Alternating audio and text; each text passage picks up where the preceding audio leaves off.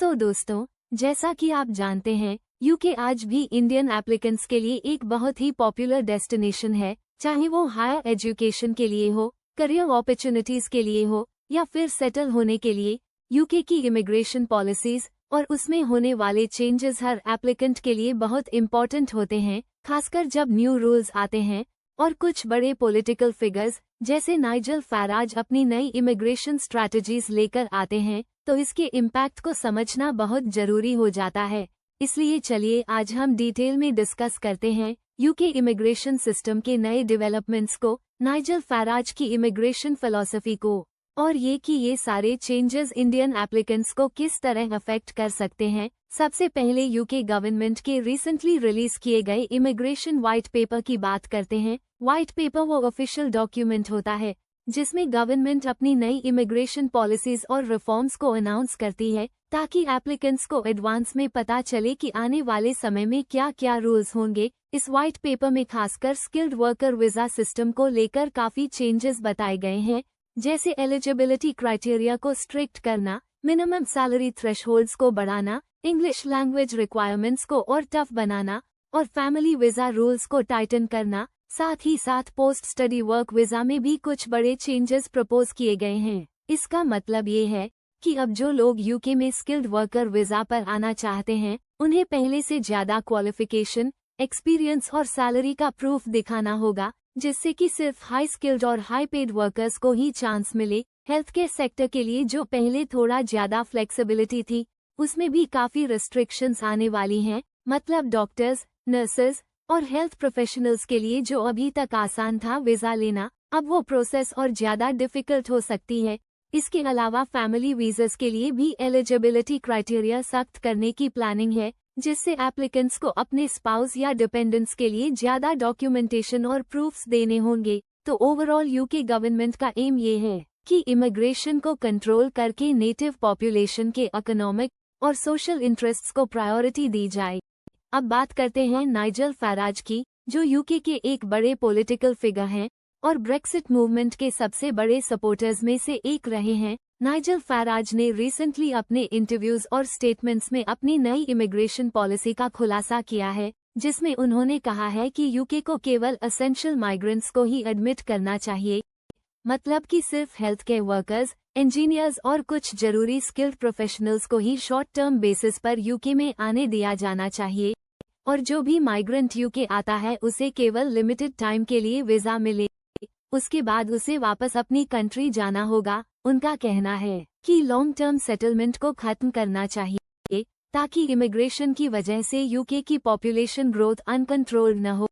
Nigel फैराज की ये सोच बहुत स्ट्रिक्ट और रेस्ट्रिक्टिव है, और अगर यूके में उनकी पार्टी पावर में आई तो इमिग्रेशन सिस्टम और भी सख्त हो सकता है। लेकिन फिलहाल उनकी पार्टी रूलिंग गवर्नमेंट में नहीं है, फिर भी उनका पॉलिटिकल इन्फ्लुएंस बहुत स्ट्रॉन्ग है और राइट विंग पॉलिटिकल सर्कल्स में उनकी बातें सुनी जाती हैं। इस वजह से ये माना जा सकता है कि यूके इमिग्रेशन पॉलिसीज में आने वाले टाइम में और रेस्ट्रिक्शंस आ सकती हैं। अगर ऐसा होता है तो स्किल्ड वर्कर्स के लिए यूके में आने के रास्ते और भी डिफिकल्ट हो जाएंगे। खासकर हेल्थ केयर और इंजीनियरिंग के अलावा अदर सेक्टर्स में काम करने वाले वर्कर्स को लिमिटेड टाइम के लिए ही यूके में काम करने की परमिशन मिल सकती है। साथ ही फैमिली रियूनिफिकेशन पॉलिसीज और भी स्ट्रिक्ट हो सकती हैं, जिससे डिपेंडेंट्स के लिए वीजा लेना बहुत मुश्किल होगा। इस सिचुएशन में जो लोग लॉन्ग टर्म सेटल होना चाहते हैं, उनके लिए यूके का इमिग्रेशन प्रोसेस कॉम्प्लिकेटेड हो जाएगा।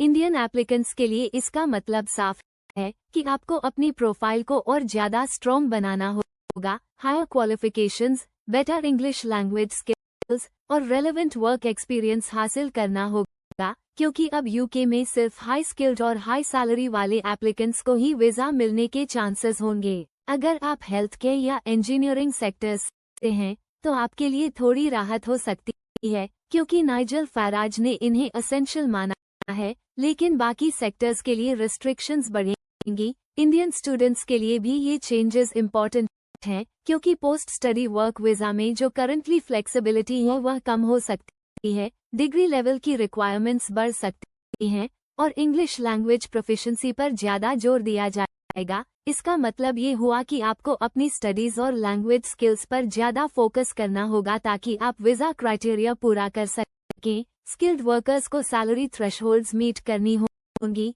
और फैमिली मेंबर्स को लेकर भी नए रूल्स के कारण ज्यादा प्लानिंग करनी पड़ेगी। इसलिए मैं आपको कुछ प्रैक्टिकल टिप्स देना चाहता हूं ताकि आप इन नए चेंजेस को समझकर अपनी इमिग्रेशन जर्नी स्मूथ बना सकें। सबसे पहले अपनी प्रोफाइल को स्ट्रॉन्ग बनाएं, मतलब हायर एजुकेशन और बेटर वर्क एक्सपीरियंस हासिल करें। इंग्लिश लैंग्वेज प्रोफिशिएंसी पर स्पेशल फोकस दें, खासकर IELTS या प्राइवेट में अच्छे स्कोर लाने की कोशिश करें। हेल्थ केयर और इंजीनियरिंग सेक्टर्स को प्रायोरिटी दें क्योंकि यहाँ अपॉर्चुनिटीज ज्यादा होंगी। शॉर्ट टर्म प्लान्स पर ध्यान दें क्योंकि लॉन्ग टर्म सेटलमेंट के लिए रास्ते अब मुश्किल हो रहे हैं। फैमिली वीजा के लिए डॉक्यूमेंट्स और एलिजिबिलिटी प्रूफ्स को पूरी तरह तैयार रखें। और सबसे इम्पोर्टेंट बात यह है कि इमिग्रेशन पॉलिसीज लगातार बदलती रहती हैं, इसलिए एक्सपर्ट्स की मदद लें जो आपको लेटेस्ट अपडेट्स देते रहें। फाइनेंशियल प्लानिंग पर भी ध्यान दें क्योंकि हायर सैलरी थ्रेशहोल्ड्स को मीट करना होगा।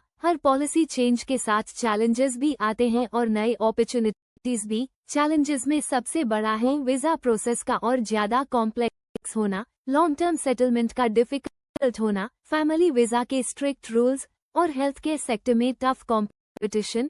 लेकिन अपॉर्चुनिटीज भी हैं, जैसे कि एसेंशियल सेक्टर्स में जॉब अवेलेबिलिटी का बढ़ना, शॉर्ट टर्म वर्क वीजास के लिए बेटर चांसेस, स्किल्ड वर्कर्स के लिए टारगेटेड और फोकस्ड जॉब रोल्स और उन लोगों के लिए बेटर एक्सपोजर जो नए स्किल्स सीखना चाहते हैं।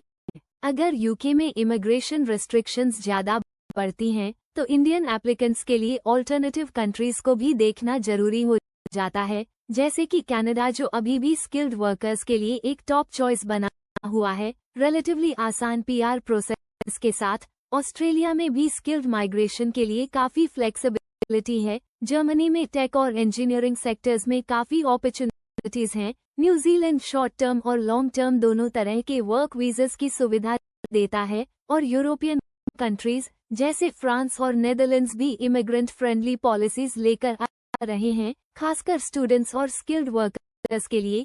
यूके इमिग्रेशन के फ्यूचर प्रोस्पेक्ट्स को देखें तो नाइजल फैराज जैसे स्ट्रिक्ट एडवोकेट्स के होने के बावजूद यूके इकोनॉमी को स्किल्ड वर्कर्स की जरूरत है। इसलिए उम्मीद की जाती है कि यूके एक बैलेंस्ड इमिग्रेशन पॉलिसी अपनाएगा जिसमें शॉर्ट टर्म स्किल्ड वर्कर्स को प्रमोट किया जाएगा, लॉन्ग टर्म सेटलमेंट को डिफिकल्ट बनाया जाएगा और सेक्टर स्पेसिफिक डिमांड को ध्यान में रखकर पॉलिसीज बनाई जाएंगी। इसका मतलब ये है कि अगर आपके पास सही स्किल्स हैं और आप सही सेक्टर में काम करते हैं और शॉर्ट टर्म गोल्स रखते हैं तो यूके अभी भी आपके लिए एक अच्छा ऑप्शन हो सकता है। हमारी सलाह है कि आप अपनी इमिग्रेशन जर्नी में लेटेस्ट अपडेट्स पर ध्यान दें, अपनी प्रोफाइल को लगातार इम्प्रूव करते रहें और किसी ट्रस्टेड कंसल्टेंसी से गाइडेंस लेते रहें ताकि आप अपने गोल्स को अचीव कर सकें।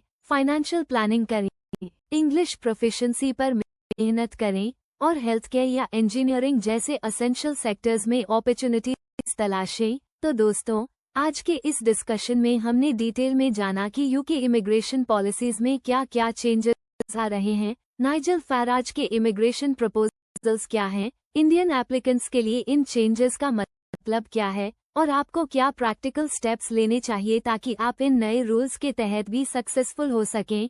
उम्मीद है यह इन्फॉर्मेशन आपके लिए हेल्पफुल रही होगी। अगर आपको ये जानकारी यूजफुल लगी हो तो इसे अपने दोस्तों के साथ जरूर शेयर करें और इमिग्रेशन रिलेटेड अपडेट्स के लिए हमेशा कनेक्टेड रहें। धन्यवाद और आपके सक्सेसफुल फ्यूचर के लिए बेस्ट विशेस।